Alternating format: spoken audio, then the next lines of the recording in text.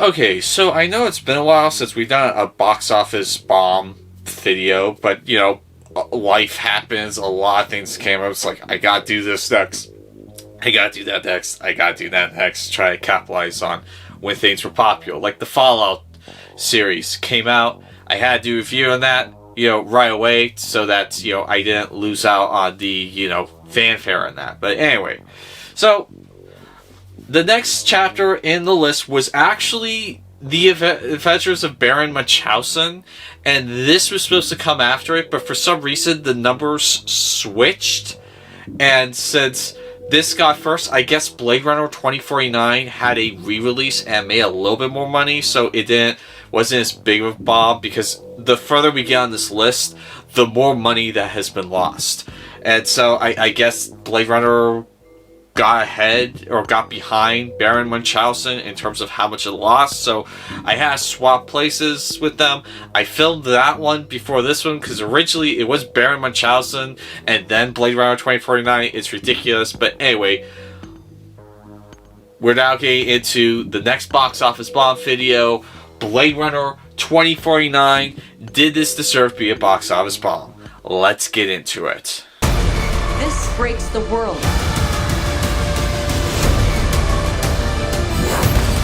We have to go. I'm coming with you.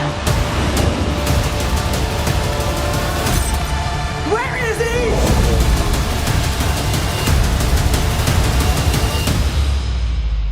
The future of the species is finally unearthed.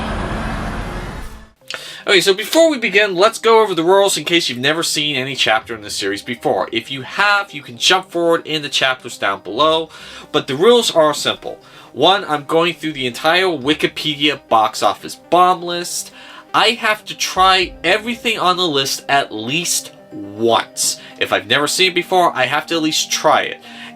And if I have seen it before, that's fine, but I can't just say, oh, I heard something was bad, and then give it a bad. It's like, yeah, I figured, Cats deserved it, when I haven't seen Cats, so I have to at least try it. But I reserve the right to walk away from a movie if I just can't handle it. I've already done it a few times in this list, and, I reserve that right. And I'm not going to give that up, because some of these movies are stinkers. Also, if a movie comes out on the list after the point I've reached, I will not review it. So case in point, if I'm at 111 of 130 movies and something comes in at like 125 and I'm at 111, I'm not reviewing it. However, if something comes in at like 60 and I'm only at 77, I will adjust the list to account for that new movie. So anything that does come up in the box office bomb in front of me, I will review. But if it comes up after the point I've passed, I will not review it, because otherwise I'd be here forever. And I would like this list to end at some point one day.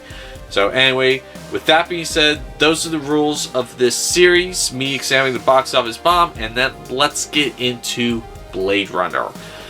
Now, going into this film, let's go over the numbers, shall we? So, this movie had a budget of $150 to $185 million. And had a box office haul of $267.7 million. So, unfortunately, it had a loss of $99 million when marketing is brought into play and whatnot. And so, that's unfortunate. But I don't think this movie deserved to be a bomb. And here's why. If you didn't know, Blade Runner 2049 is a sequel to the original Blade Runner, directed by Ridley Scott, written by Philip K. Dick, someone who my parents actually knew quite well. Long, huge, interesting story with that, but for another time. But my dad and mom knew him quite well, and they were friends with him, and so it's always kind of neat seeing Philip K. Dick movies get made, because it's like, yeah, we knew the guy who created, Total Recall, Minority Report, Blade Runner, The Adjustment Bureau. I didn't know him, my parents knew him. I was born long after he passed away. But that being said, Blade Runner was always one of those really cool, dark, futuristic movies.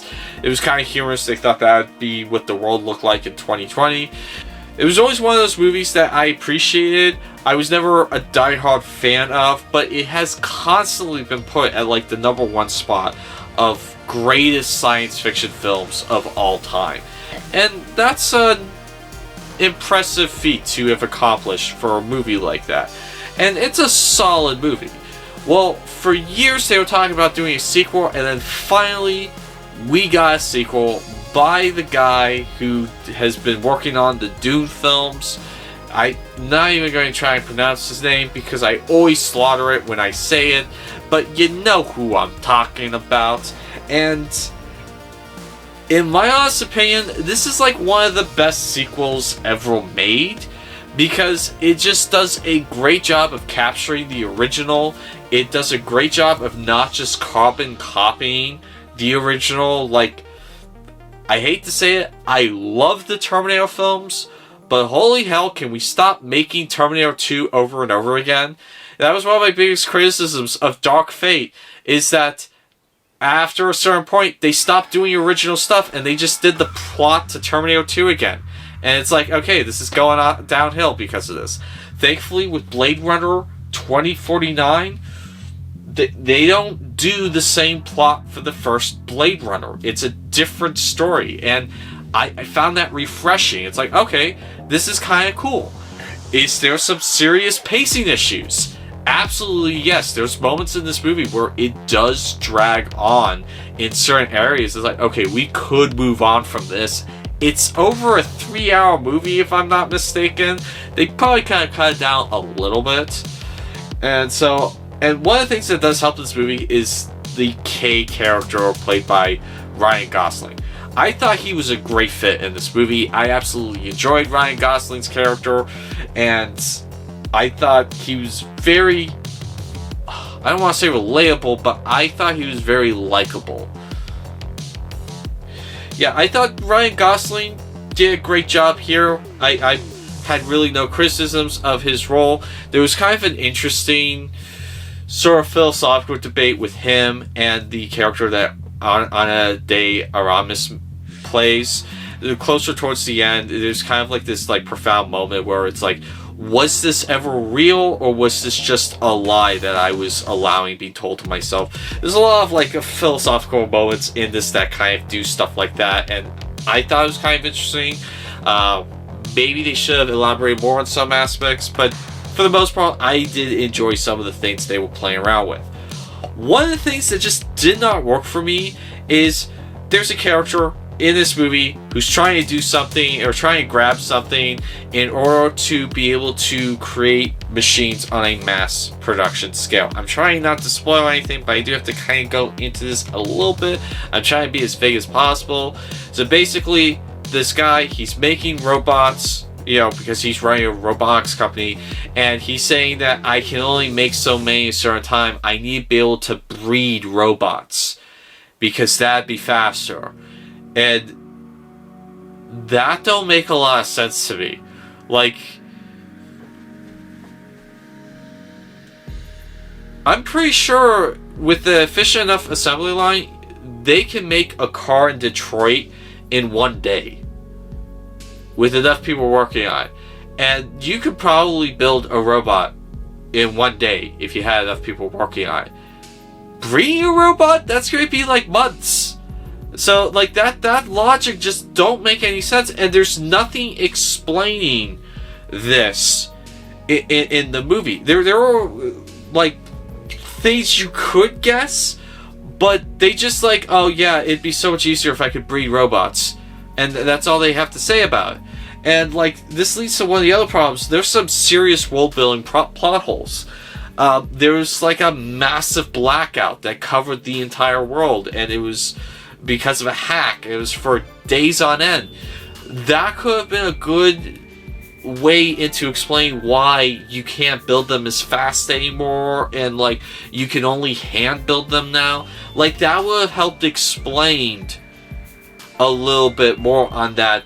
Oh, it'd be so much easier to breed machines than build them, because that don't make sense unless you have some story crutch to make it like that, and they never did that. So maybe there'll be a director's cut one day that explains that portion of it, but I thought that was like one of the weakest aspects of the film.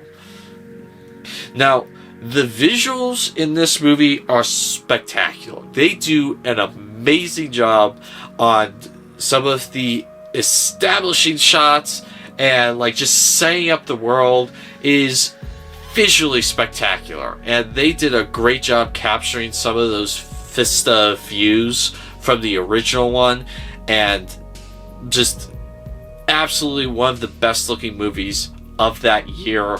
And they really just nailed the Blade Runner aesthetic with this movie.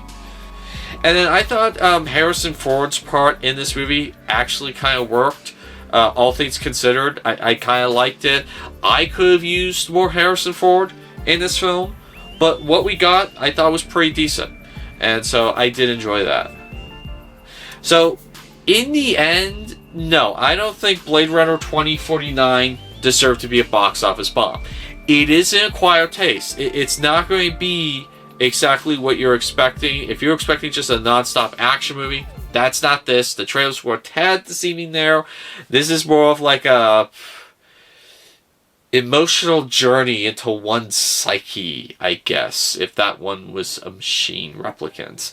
But no, I thought they should have done better. I mean, it did make $267 million. I guess they just overdid it on the budget a little bit. But this is a solid movie. Definitely check it out in 4K. It's gorgeous in 4K. And probably be an awesome movie to watch back and back with the original Blade Runner. So, anyway, that's been my thoughts on the box office bomb, Blade Runner 2049. Have you guys seen it? Do you guys agree with me? Do you guys have any criticisms about the movie? Please say off in the comments down below. My name is Christopher Kyle with 11 Hour Reviews, and that will be all for today.